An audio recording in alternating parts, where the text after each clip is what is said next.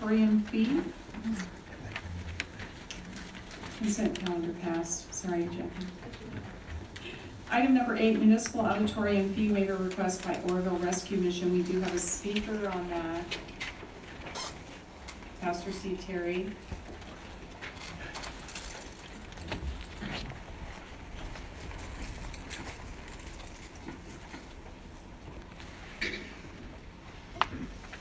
Good evening, council. I'm guilty of a faux pas.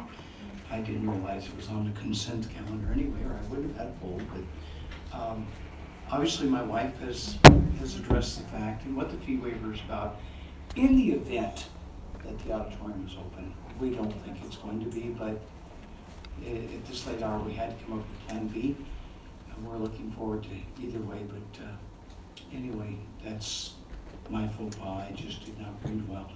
So I'll just shut up and go back to my seat and wish you all Merry Christmas and thank you for your service. Merry Christmas. Okay. So do we want to vote on this or pull it?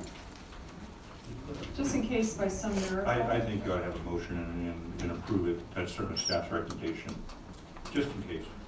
Just in case.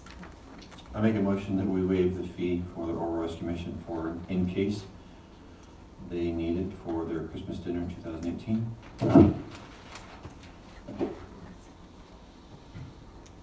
One second. First and second, voting's open.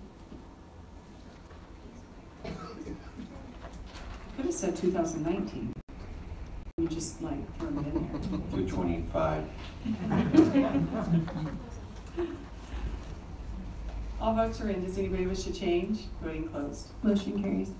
Thank you. Moving on to regular business, item number 11, Highway 162 BTA grant, Oroville Boulevard Bike Lane Project, design amendment. Good evening, Mayor and Council. Mike Massaro, Contract City Engineer, Public Works. This is a project that's been around for a little while. We're trying to get it moved forward. We've been working with Caltrans for about a year to get an encroachment permit approved, and they're going to keep coming back with comments. And we're still outstanding with the maintenance agreement, which you just approved under consent. Thank you.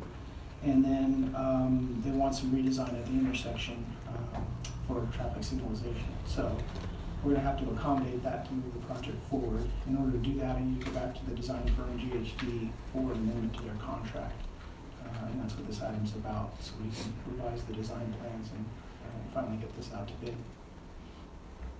Any questions? Any questions? Looking for a motion? I move that we approve the amendment to revise the project design. A second. Voting's open.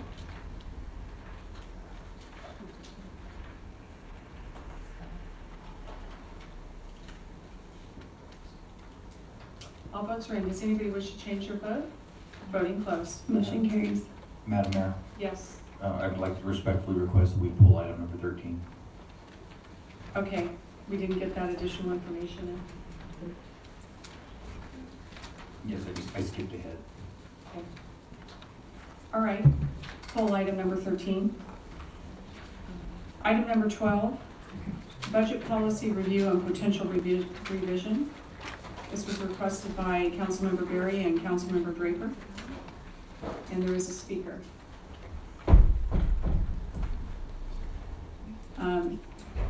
Draper or Berry, do you have anything that you want to add before, or does Bill have anything to say?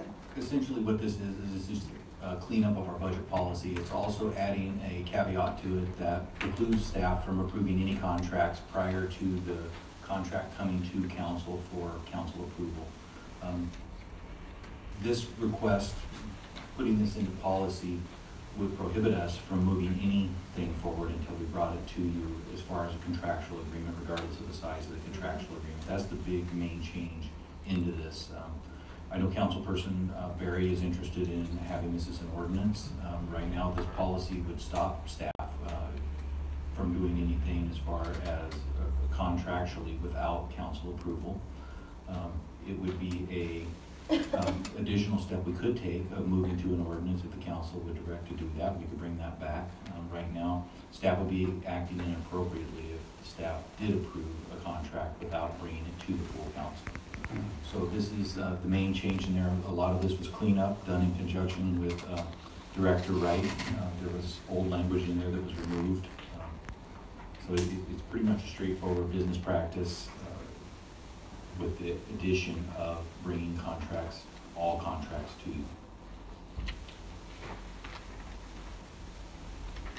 Councilmember Berry? All this would do is make all the council aware of all the contracts that are made. Sometimes they fall through the cracks and we're not aware of contracts that are issued. And it's just a good idea to make sure everybody's on board to make decisions on contracts and the future. Councilmember Draper? You requested to have this on? Yeah, I did. I just feel like transparency is really important, and I think that it would be a healthy thing, and it wouldn't hurt to try this out and see how it works, and whether it is too much problem to deal with. But I'm with Councilman Berry that transparency is at the issue, at the crux of this.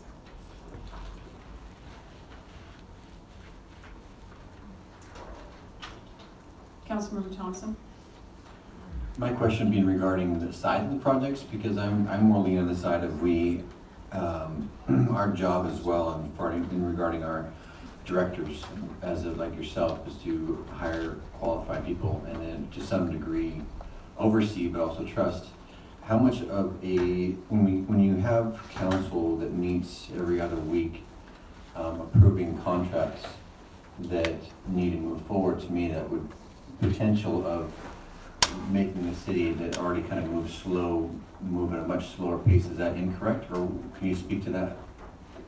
Can I touch on something else you said a moment ago prior to that? Sure. I just want to go on record, make sure everybody did hear that you said I am qualified. But then I'll move past that. I mean, that's, yeah, I know. Yeah.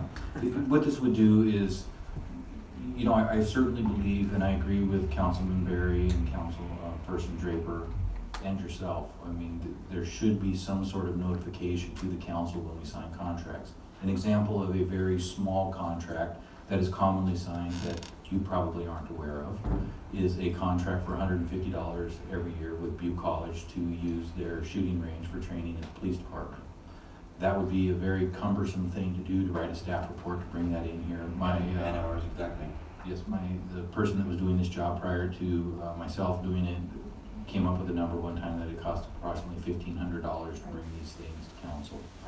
To spend $1,500 to get approval for a $150 expenditure probably doesn't make good business sense. However, you should be aware of what's going on. So it may not be that we bring each one for approval, but we bring each one and give it to you so you're aware of it, so you know these things exist. So when you're somewhere and somebody says, hey, I seen your cops over there and they're training, doing whatever it is they're doing out there, you know, how does that work? You'll have the basic knowledge to say, okay, well, we have a contract with them each year for, you know, a very small amount of money to utilize the facility. So I think that there's, you know, probably some middle ground here that could be met or reached where we make sure that you're aware of what we're doing. Because the last thing I want to do is be out there doing things, and unfortunately I do sometimes outrun myself, and you find out from other people as opposed to me. Let me also, can I just, Sure. Councilman? Let me clarify a couple things. One is that the staff can certainly provide a list, in fact, it could be on the agenda, of contracts that are executed, but I really want to clarify primarily that these are budgeted, authorized items, that we're not signing contracts for things that are outside the budget. I don't want the folks in the audience to think Will's running wild. Yeah, I would definitely be in favor of email notification or paper notification to staff or to, council, but having to us approve every contract, I think is not, in my view, council should be taking care of some of the larger things that need to take place in regarding the direction of the city, taking care of some of the larger problems. If we're spending every council going over $150 and arguing,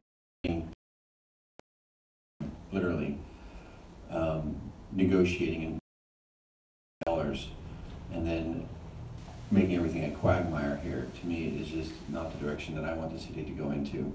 I definitely would love to have more transparency if this is what this is about, and regarding getting contracts sent over to us at some, relatively quick, time so that we can see what's going on. But I see the city like this. You have people who are in charge, who are elected officials, who are our city council. Then we have managers. If we were to look at this like a business, and this was a coffee shop, if you forgive my analogy here, and you have to ask me, that we meet every 2 weeks, you have to ask me to buy milk to serve the clients for their espressos, and meanwhile we're out of milk until you get approval from us. I think it's just kind of moving the city back, but we need to get things taken care of, have our citizens' needs met, have businesses, things moving forward, and not having things just moving at a very snail, rate for the sake of us micromanaging everything that happens in the city. So again, transparency, yes. Micromanagement, no, please.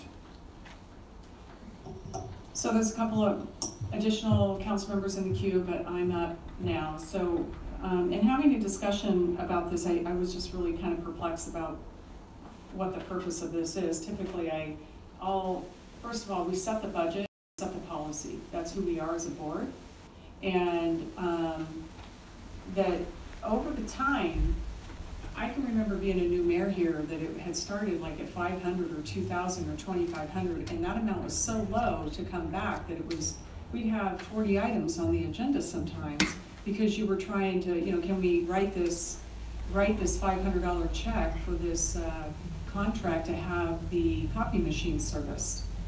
And this is, I'm perplexed by this, but then when asking a couple questions deeper, so going into, the request was made, I believe by Councilmember Berry, to add, prior to the mayor signing any contract on behalf of the city, the contract shall have been reviewed and approved by the city council.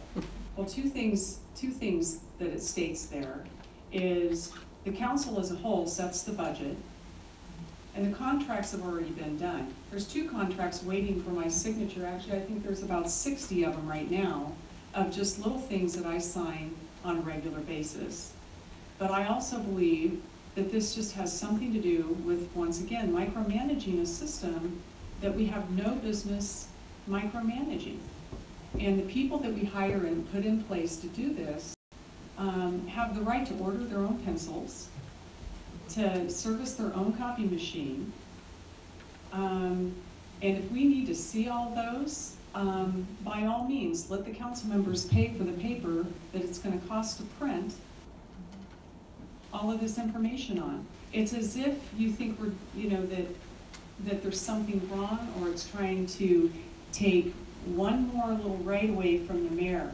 I would gladly let somebody else sign. How many did you tell me I had to sign tonight, Jackie, before I left? 120, 60? Probably about 80 signatures. Yeah. Somebody else want to do that? But I don't understand the point.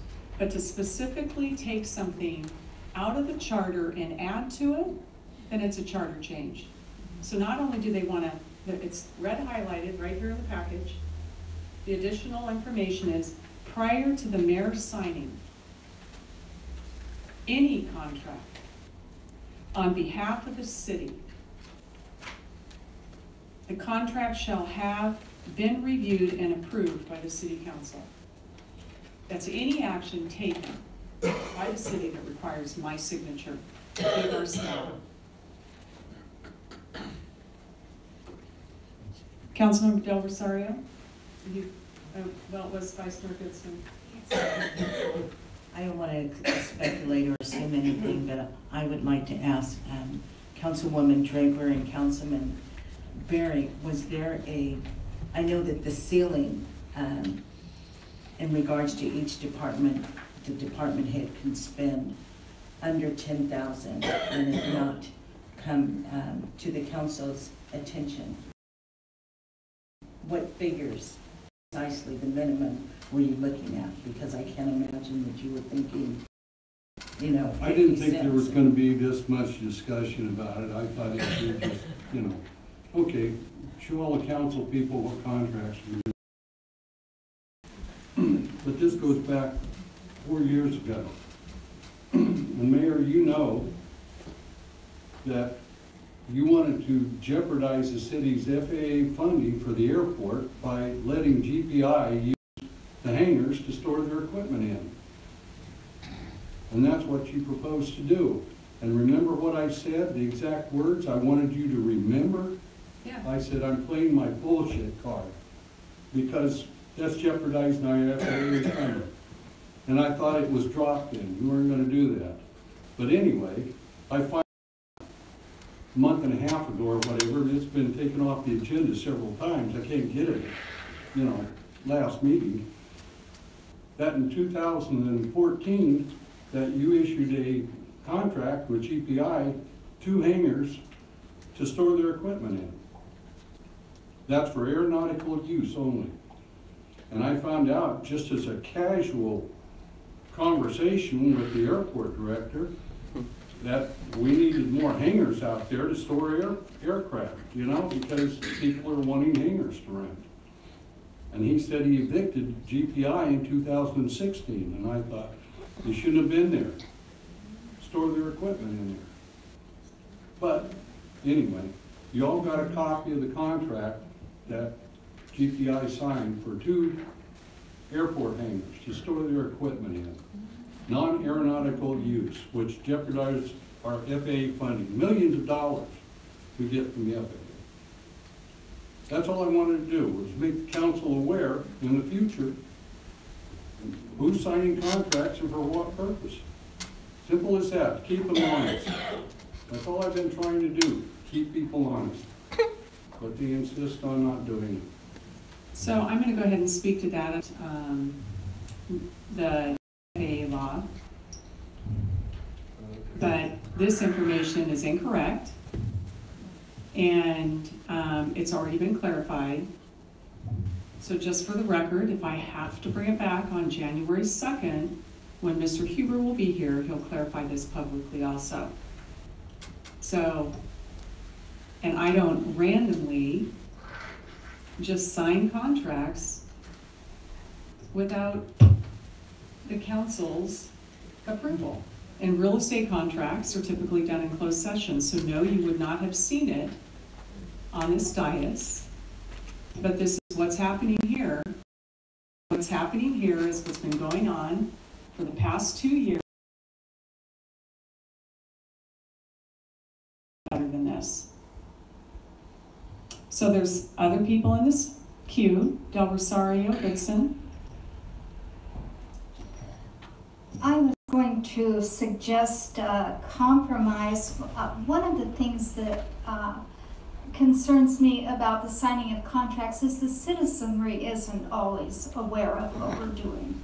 And even if we don't make an agenda item out of it, possibly listing on the agenda somewhere that we approve these contracts. Then if people want to know what contracts were approved, they can look at the list, and if there are questions, they can pursue answers. And so rather than writing out a whole agenda, just a list of what has been approved maybe. It's just a compromise idea. And once again, my opinion about this would be something that could roll over to the new council, but I'll certainly have Mr. Huber speak to the FAA situation because it's incorrect, Mr. Berry. Councilmember Del Rosario, are you back on the queue? No, I'm through. We do have a speaker on this, or a couple speakers. My suggestion is this item be moved to another meeting where the new council can have input on this. Bill Spear and Bobby O'Reilly. Madam Mayor, City Council, I would say definitely you have a very qualified staff that do their jobs very well. To the city not doing a bunch of stuff that the staff can handle. I just had to do a building change, and I had to come, and I was painting I'm real amazed at how much they do with how little resources, putting another step in it for their job. Okay, not only do they gotta look at the contract, gotta do all the stuff that they do, but then they gotta do another process. It's maddening. You need to eliminate processes. I've been coming here for a little while, and I keep trying to brainwash you, and I say, do less and do it better. Eliminate steps, take stuff off the table that you don't have to do, concentrate on the bigger stuff, on steering the ship, let the oars row, let the navigator navigate, let your staff do what they're really gifted at doing.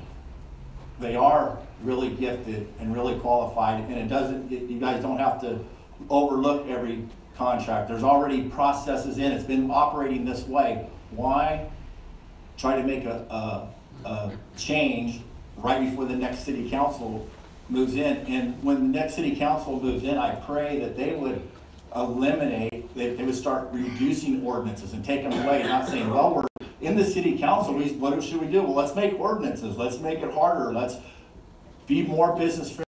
An opportunity for Oroville to really grow if we just be more business friendly. Say, how can we help the public? How can we make things go faster instead of on?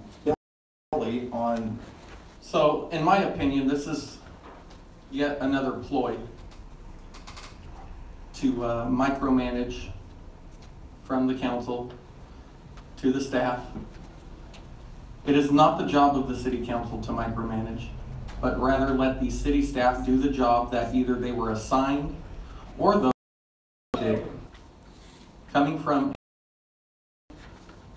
a constituent who reads between the lines, this is complete micromanaged spite so that you guys can feel the control in your fingertips. This needs to be done as a charter change, not this roundabout push the control now. You want the control. So I'm going to take the words right out of Mr. Berry's mouth, and I'm going to pull my bullshit card.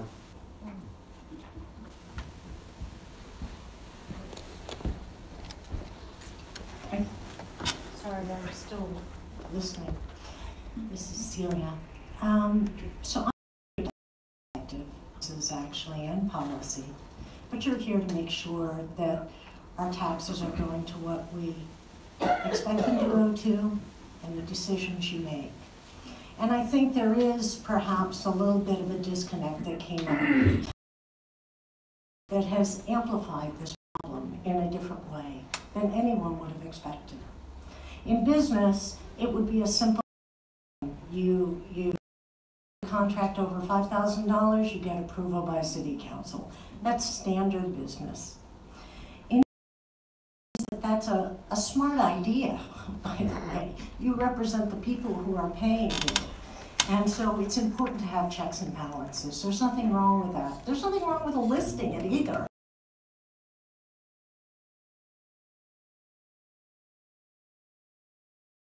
Easy on the side of transparency. The micromanagement question that's been brought up, actually, I kind of disagree with. And I disagree on this. If I learned that someone, whoever it is, brought through something that wasn't at all in the spirit or the agreement of what you had agreed and we had all discussed and learned that you had agreed. So, and I'm not suggesting that happened either. I'm simply suggesting that it's important to have a system that's consistent and transparent. And I bet you guys can figure that out without any more input from us. My recommendation is that we hold this off until the next year when the next council pulls in. speak? Thank you. Push the button.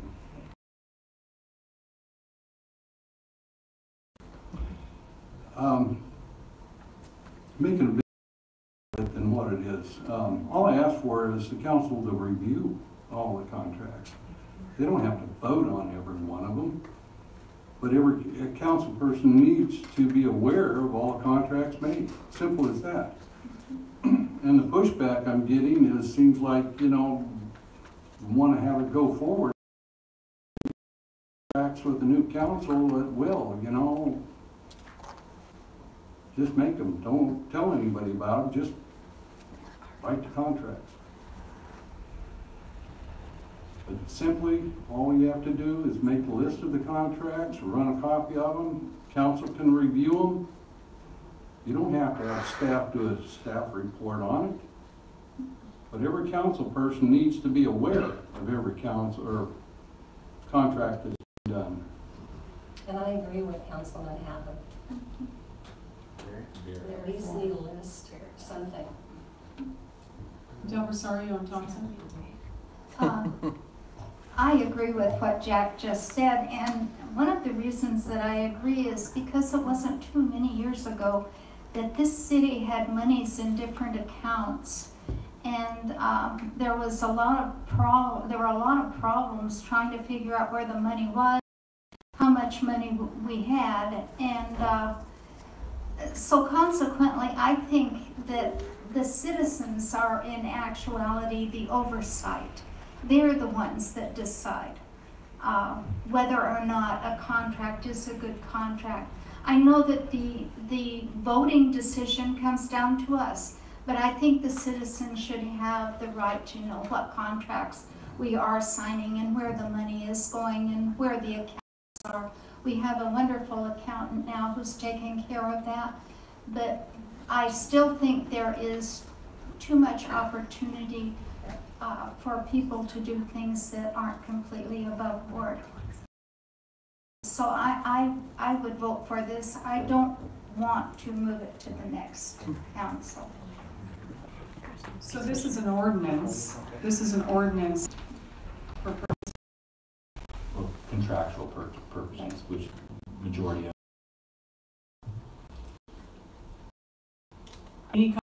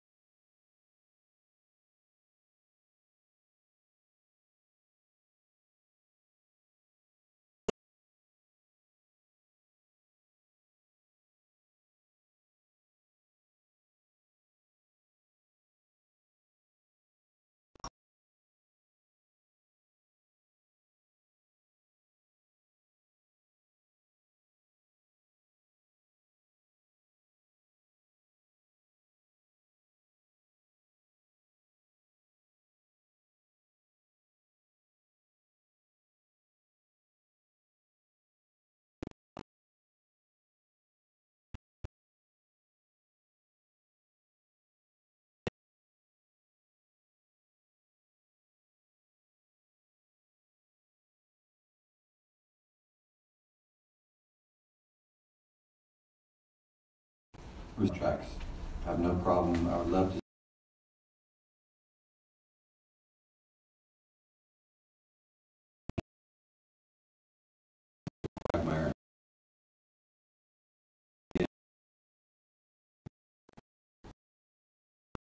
In the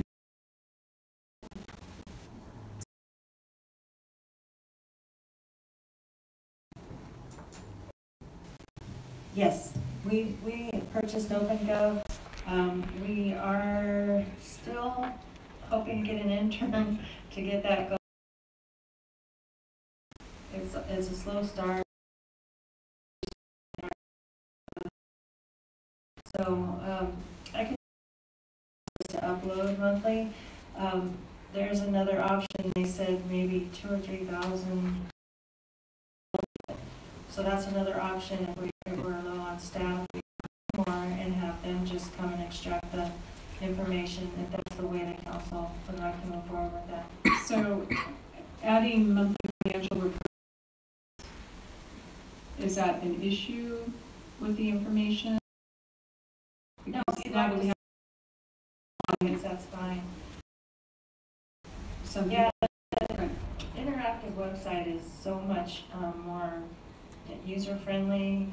You can look at it different ways. You can just look at certain things. You can drill down. So how about that? Meetings that you do with the new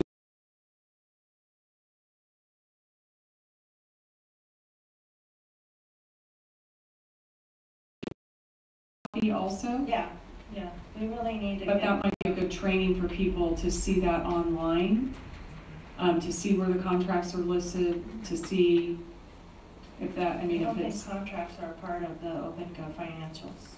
That's well, it's part, I mean, it's basically the checks and stuff we write.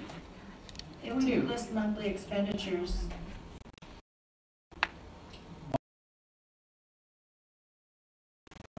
To our quarterly report to the council about departmental activities, so that it's listed in that report. You would get it 4 times a year with all of the contracts that we are, that we're bound to, any new ones specifically listed for that quarter.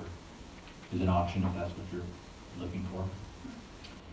Councilmember Thompson, are you in the queue again?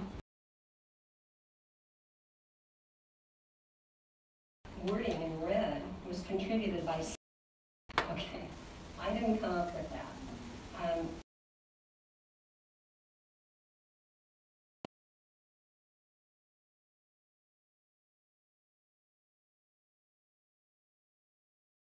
So we're not trying to attack the mayor, okay? We're trying to make sure the information gets out there to us and to the public. And so I don't know how people can turn that around into an attack, but it's right.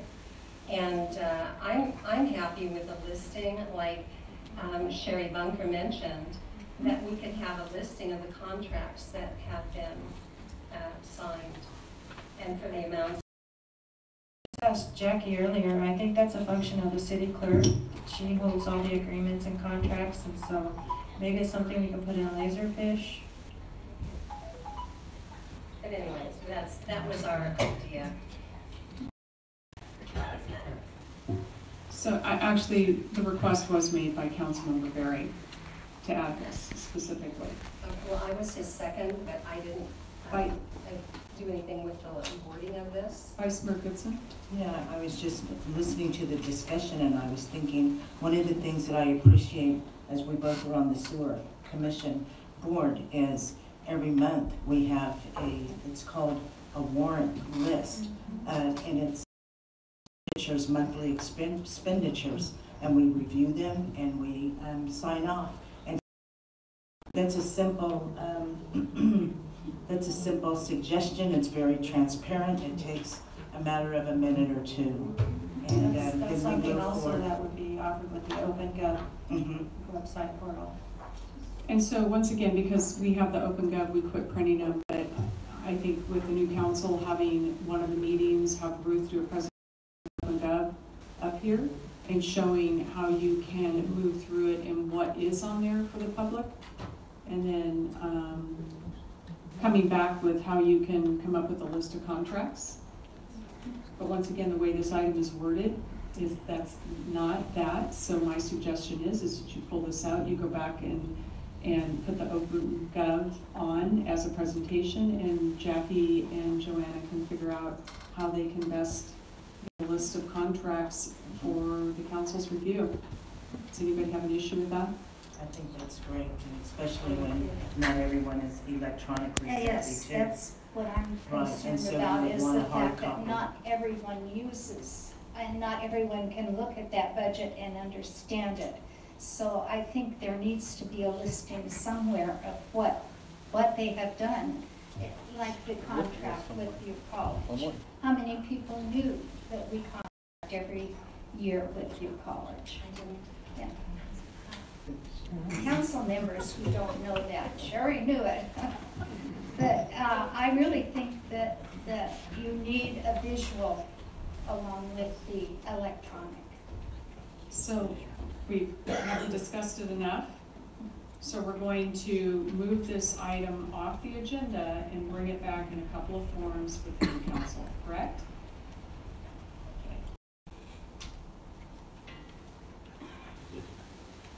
Derek, do I need to do anything else with this item? No, the item has been thoroughly Okay. discussed.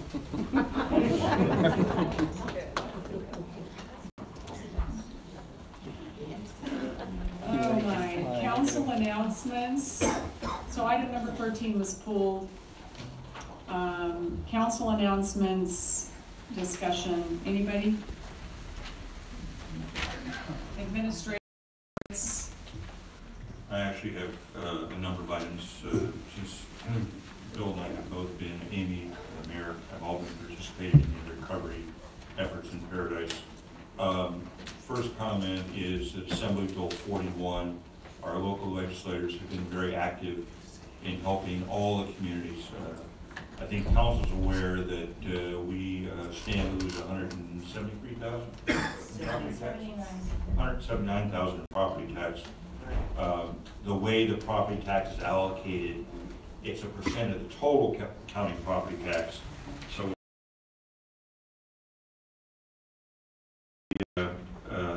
our local legislators, along with the Speaker of the Assembly, has introduced a bill that would make us whole. There are also some questions about what happens to transit occupancy tax. I assume you've all been reading the papers and watching, but there's discussion about where the debris from Paradise will go, how it's shipped out. They're talking millions of tons. They're also talking, today the figure was raised to 200,000 private trees on private property that could be removed.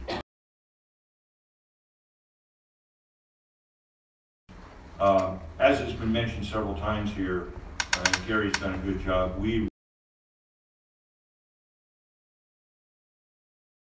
With housing, family housing, we are open for business. What I was going to say is in Chico, I think it probably takes you 3 years to get a house on the ground. I think that we can start building in 90 to 120 days if somebody brings raw property, wants to subdivide it and build. We are definitely open for business and really want to see some single family homes developed. And in fact, there are several people that are already working on that.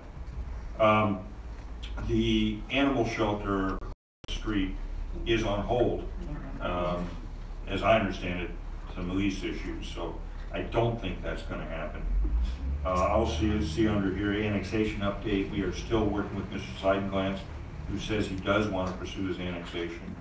It's going to take environmental review, so we're working to get a quote to do that and provide that information to him. There are other properties where people are talking about it because they are interested in annexing again to develop housing. In regarding, that's fine, right. Madam Mayor, the next item on there is the ABM solar project. Gary has a real brief presentation on that. It's something that you should be aware of, that we're moving forward and negotiating with the ABM folks. It's regarding the city corporation yard and the movement of a project that was supposed to be at the airport. However, we did not get FAA approval for that project. Are still in review process with the FAA, and it doesn't look like that's going to happen. So we've had to kind of shift gears, find an alternative location. We believe this is a good location. It will help us to utilize space that is currently just used to collect garbage and turn it into a facility that will help us use another facility in the city that is extremely underutilized because of lack of parking. Good evening, Madam Mayor, Council, and public. Gary Lehman, Chief Building Official, Community Development. This is the City of Oroville solar project. Green energy. We did have the, as Chief indicated, a solar project going to go out on the airport because the FFA or FAA and other situations and circumstances, we have indicated to relocate it over into the city courtyard, creating a parking area for it. What we're going to do is we have the clear lot that's up in the upper right of the bare lot.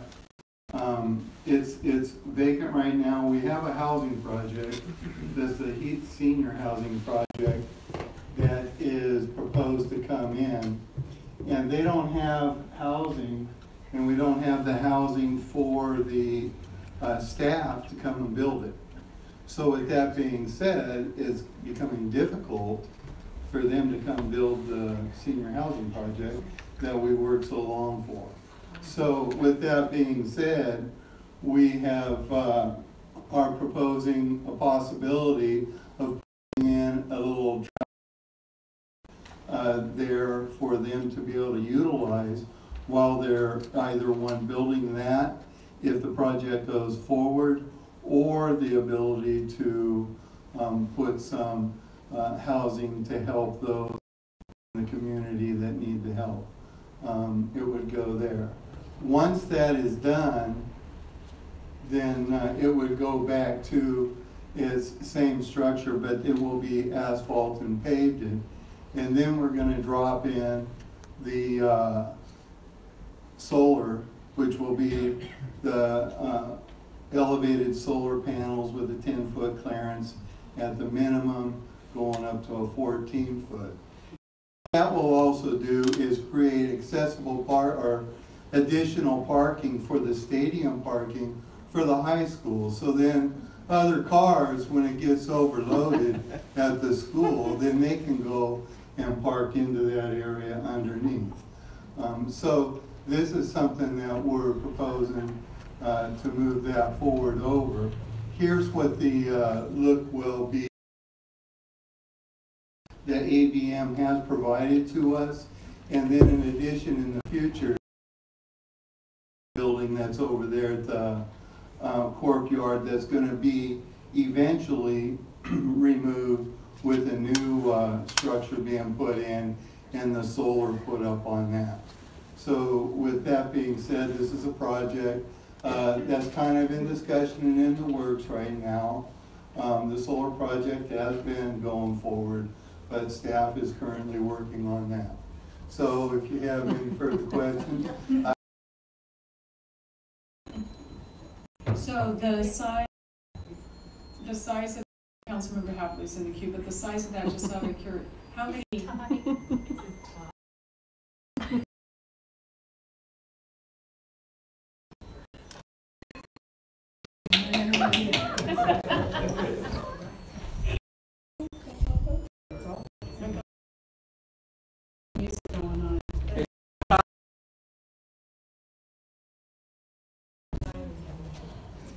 Okay.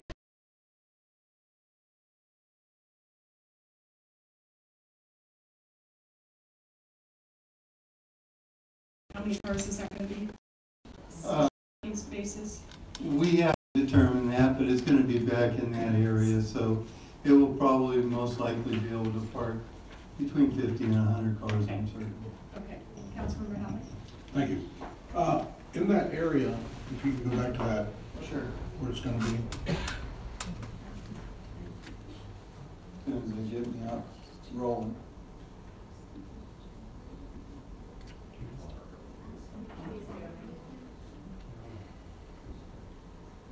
Okay, there we go. Okay. Up in the upper right-hand corner, that's where you're talking about. Yes. Now, that's inside the secured perimeter of the courtyard. Yes. Now, are you going to add additional fencing to kind of block that off? Because if we have a lot of equipment and of course. Absolutely. And then if we're going to allow the overflow from the school, or, you know, from the schools or whoever's using the field there, to come in there, where would the access be? And because we have to keep the one area secure, you know that. So how It would be accessing, kind of, you see where the green is, and down below, they'd be accessing in through there with the circular going around. Now, Councilman Hatley, there's a ingress into where they park the Beeline buses. Well, we have to be some negotiation with Beeline, BCAG, to move the buses to the other side of the corporation yard. It will be fenced. The ingress and egress will be through what already exists there, right off of Mitchell, right behind where the large structure's at that houses the aerial truck. Yeah, I think it's a good idea. I just wanted to figure out how we were going to secure the yard, because I know we have a lot of. There will absolutely be fencing in. Part of the project, it'll be required that it's fenced. I mean, that the fence runs between our yard. We have to have a secure yard still. That may even include up to antenna wire or barbed wire on the top, so there is no minimal amount of access. There will still be the alarms along the fence, so if somebody comes through the perimeter of the fence, it will offset the alarms. But we are going to require ABM, when they do this project, to put in fencing. This is not a final design or anything that you have approved at this point. We are just having these conversations, and we wanted to bring you into it, and we will bring this back to you with the detail of the fencing and exact placement of the overhead solar, so that you can look at it before we contractually agree to this. Well, I just wanted you to know that because being quite familiar with that yard, I just wanted to make sure that we'd thought about a whole lot of, and I'm sure you have, it's just that as long as you know I'm thinking about it too. So that's what it was just about. I just want to make sure that we were gonna have some way to secure that in there, so when you have people flowing in and out, we're not having issues in our yard. Yes, sir. Okay, thank you. In addition, council, is we will be getting this asphalted and some infrastructure in there for electric vehicle charging. That can come off of the solar panels. Also, with that project, you know, they've indicated could get the asphalt and some of that paid for as well, for providing them with the housing. So this is something that staff are working on, is for the city and for them, and to be able to get things done with what's happened. You know, it's affected a lot, as everybody's aware, and so housing is not available in motels or anything. So we're just doing our best that we can to help the city. Mayor, I have one more question, if you're good.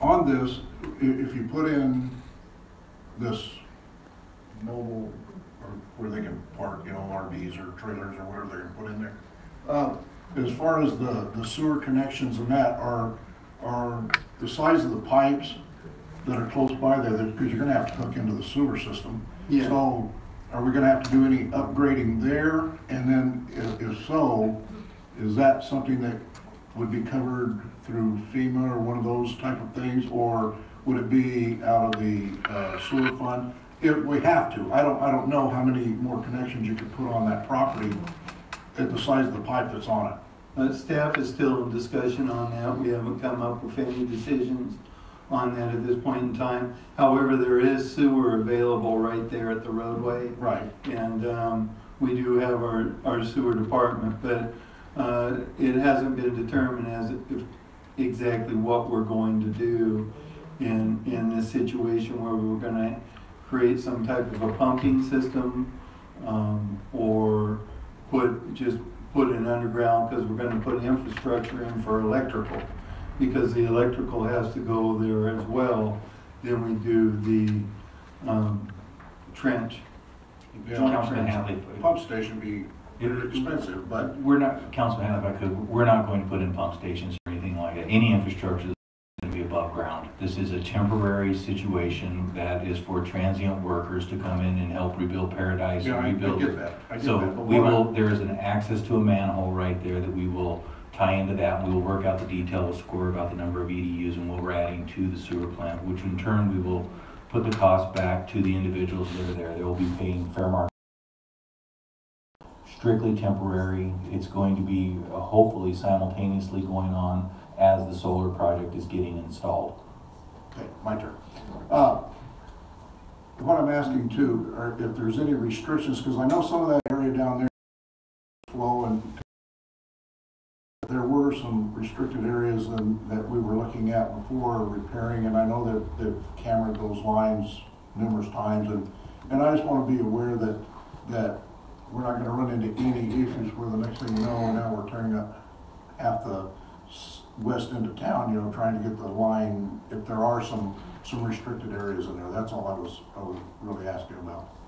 Yeah, no, and just to confirm, my pumping station wasn't an underground permanent pumping station type thing. It was above ground going to something, keeping it feasible. But the number of spaces that will be there will be, you know, limited as well because of the space. Okay, thank you. I just wanted to ask, are we in committee reports? Is that what we were doing? We are on council and change, so I guess Okay. that would be committee reports too. Then I have something I'll do with you. Thank you.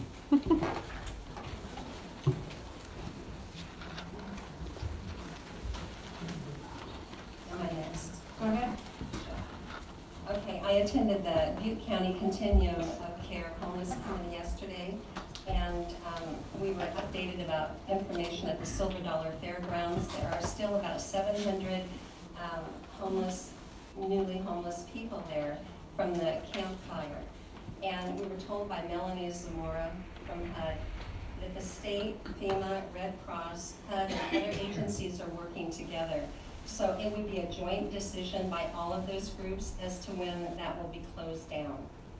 And Megan Malloy from Butte County Office of Ed said that there are about 4,000 displaced students from Paradise, and about 1,000 of those are unaccounted for and may have left the area. They're not sure. And she said remaining students don't need any more backpacks.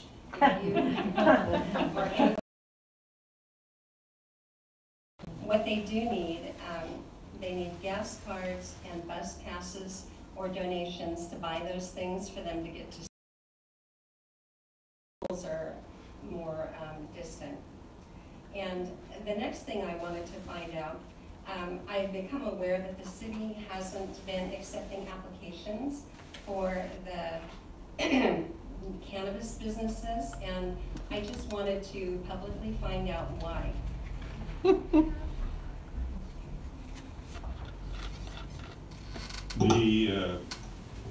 The ordinance obviously didn't go into effect on January 4th, and there's a whole procedure that council would have to go through to accept applications. You're going to have to set up a fee structure, you're going to have to set up a procedure, and then you're going to have to go through a process to vet those applications.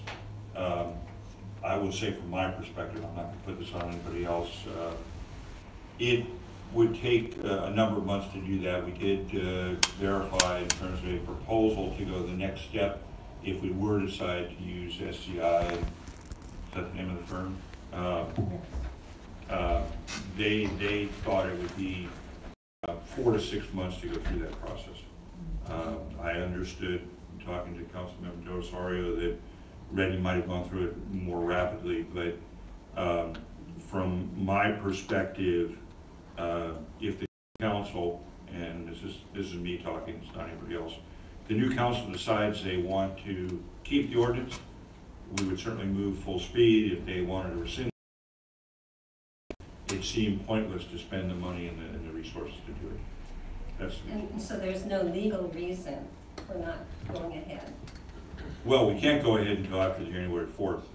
We could accept applications if we had the process in place, but we couldn't take any action. Well, I talked with the city administrator in Reading today, and it took them 2 weeks after the second reading. And he suggested that the reason it would take 4 to 6 months with our consulting firm is because they have other clients that they're working with as well. They didn't even hire a consultant up there. They simply did it themselves. Their city attorney and others did the panel discussions and meetings, and et cetera. We're certainly happy to talk to Reading. In fact, having heard that already sounded good, to Barry Tipp and the city manager. Again, if the council then decides that it's a direction they want to proceed, if that's a reasonable time period, we'll do it in that reasonable time period. I just thought it was interesting, and I thought it would be good for the public to be aware of this. The other thing is that from what I understood, talking with a few people today, that they could, at this time, get a general application and a conditional use permit with the understanding that the fee schedule would be released later. Is that correct? Maybe the attorney could address that. Well, I'm actually going to address something different. I think this is not a proper discussion under the Brown Act, and I think we're getting way afar from what is agendized here. What I would recommend, if it's the direction of the council, at a meeting in January so that you can coordinate with your staff to discuss some of these issues. You can certainly give them some very bare bones direction tonight, but I think we're starting to get into a policy discussion, and so I think that needs to actually be on the agenda and expressly written. So my recommendation would be, if it's the intent to continue having this discussion, that you put it on the agenda either at your next meeting. That was all I had to say. I just want this to be made public, and that is the situation. Thank you. Anybody else have any council or committee reports? I would like to say that I attended my last meeting at the Butte County Air Quality Control Board, and we are very fortunate to have a board that is well organized, runs efficiently, and does a good job in keeping our air clean. We had a few days when we were in the red zone as far as air is concerned. It had to do with the fire. Other than that, I have really been impressed with their work. I don't think I've ever sat with a group of people who are more dedicated and conscientious about that they always had answers. They were just and to attend those meetings. They occur in Chico. They're excellent information, and the air is something we all share, and I think you should know more about it.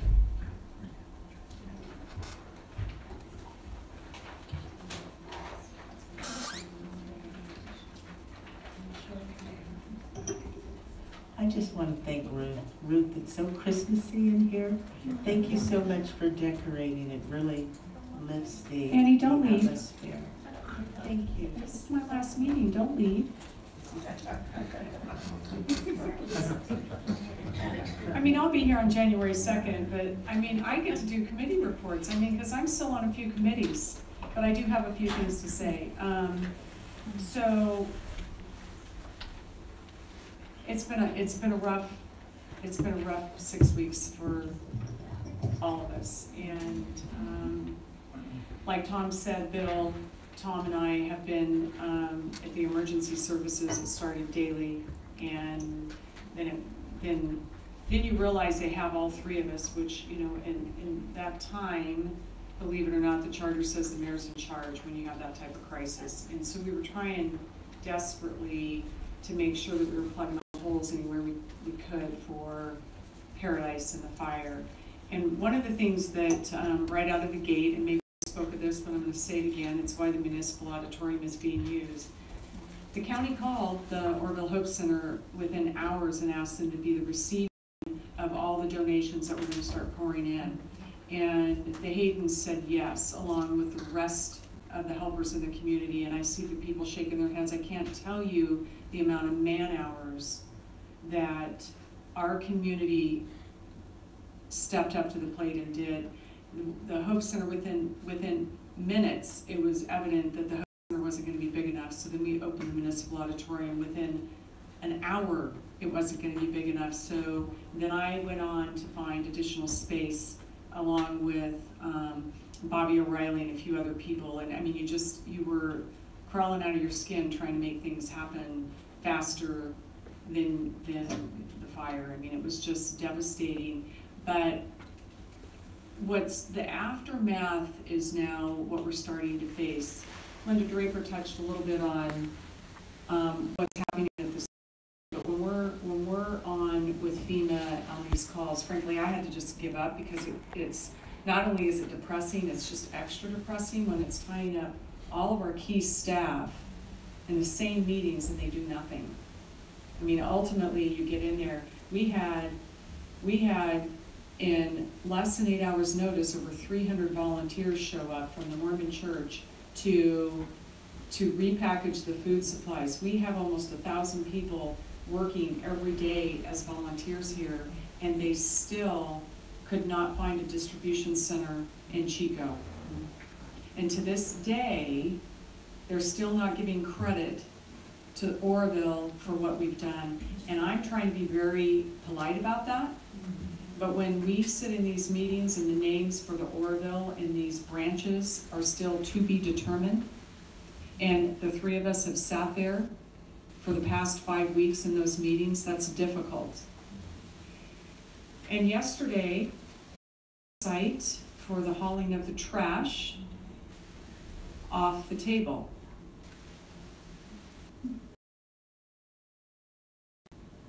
Was taken off the table. So not only are we going to get the trash, but we're going to get the trailers. And I personally have a problem with that.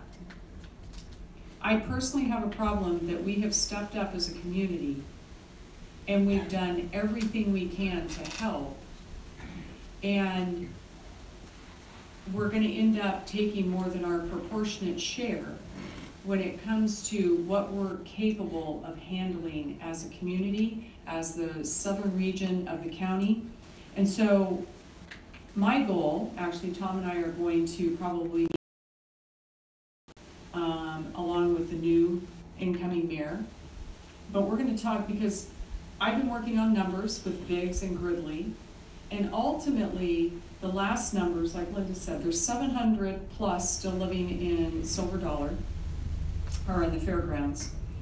And these figures change every day, but I'm going to go over some numbers. And Aaron's sitting back there, Aaron Wright from State Parks, but here's some of the things that we hear every day. We sit in the meeting, it's solid at that time, and then they change it by 3 o'clock in the afternoon. So you have about 700 people still living at Silver Dollar. There's about 230,000 people that live in Butte County. And I'm going to start with the incorporated areas first. Chico has about 92,000. Biggs has about 2,000. Gridley has about 7. Oroville has about 20. That's just rough numbers. So that's a total of about 120,000. The unincorporated area is about 81. But let's stick with the incorporated areas because if we're all going to help, we want to help with our proportionate share of what our communities can handle. Because the FEMA trailers, they're looking for sites to put the FEMA trailers. If you were to break this down, just based on population and service size, population of, so they're saying they're needing about 2,000 trailers. That was today or yesterday. Tomorrow it might be different, but right now 2,000. Just looking, and I had some help with this, with one of the Biggs council members. That would mean Chico would take 1,550 trailers. Gridley would take about 120. Oroville would take about 304. Biggs could handle about 32. For Chico to turn down 200 trailers, for Chico to not come up with 200 trailers, that's difficult. I see where this is going. And as a community, we need to step up because I'm telling you, when they go to the, where else is it going to go? Now, I'm all for helping proportionately, but we can't handle 1,000 to 2,000 trailers in the South County.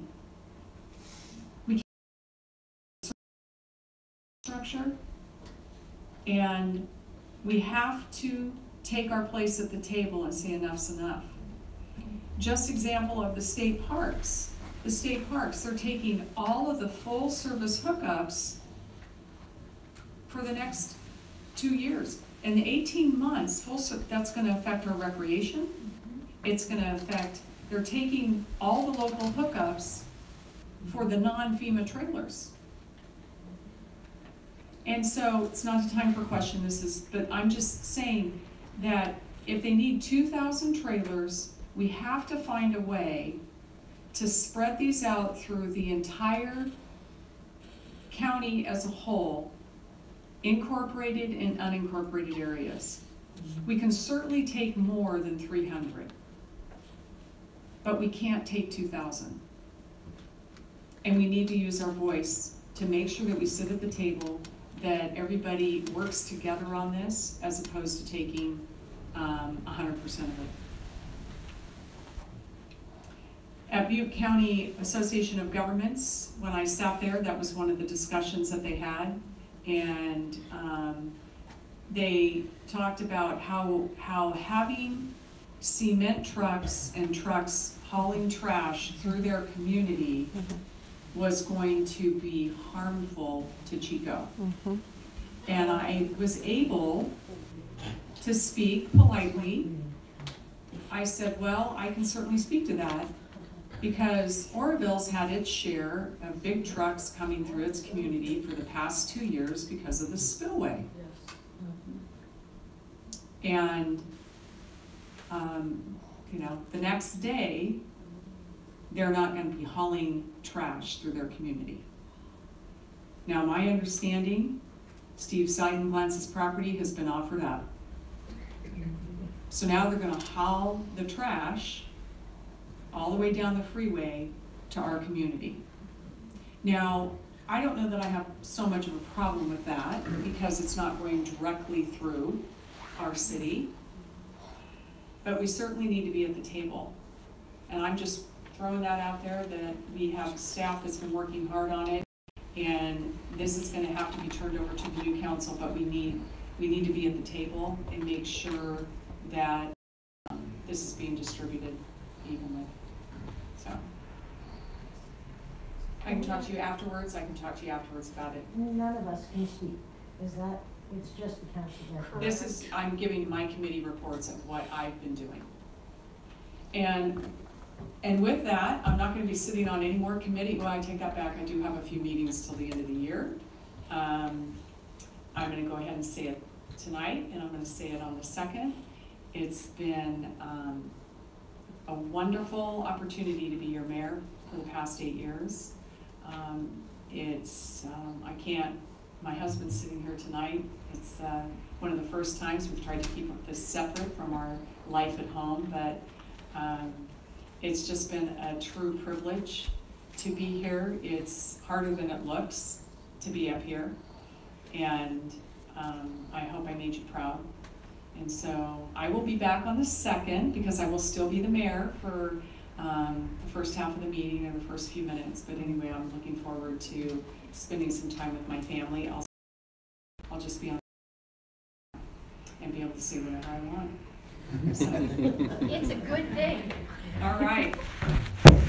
So with that, is there anybody else? Anybody? Okay, this meeting is adjourned. The next regularly scheduled meeting is January 2nd at 8 p.m.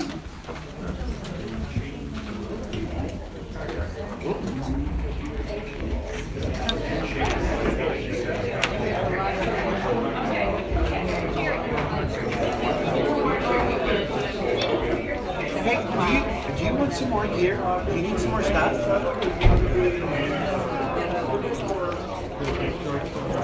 Just in case. Okay.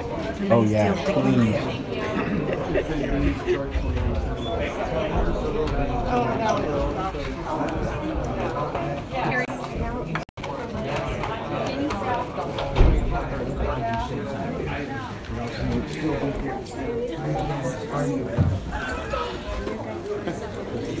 I don't think I'm going to dinner. What do you think? Are you hungry? Want to go to dinner? Look, I'm always hungry. Okay, I'm we'll not go ready to for dinner. No, I don't care. Whatever you want. So, I'm bold. He's a really good friend who's part But of I the- suppose I could have like a milkshake or something, yeah. Do the BS word. Yeah. And do the BS thing. Yeah. Half an hour more? Whatever you got. It probably will be. I'm gonna go sing.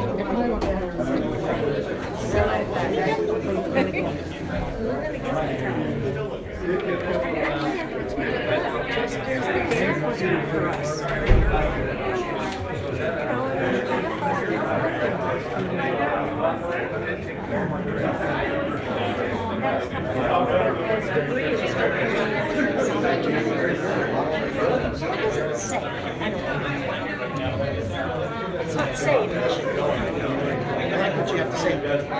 Yeah. I'm mine, Chris. Yeah. Yes, I'm mine. Probably on both sides of everything. I'm kind of a neutral sort of guy. Yeah. I never talk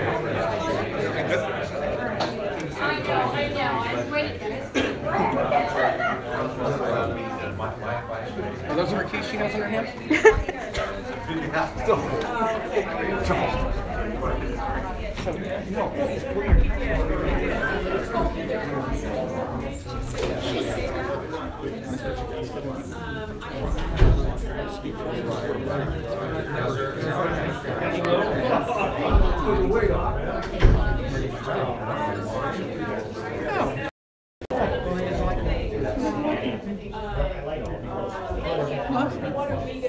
You're making friends. Are you here to make friends? I've never seen something. You made some friends. I make friends from doing my work. I can't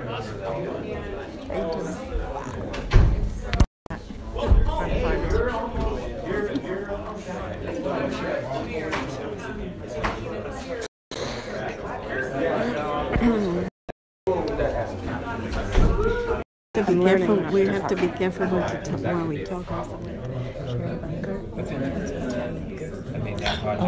No, I don't trust Gary. He's his ass. That's just unfortunate. Mr. Whatever his name is.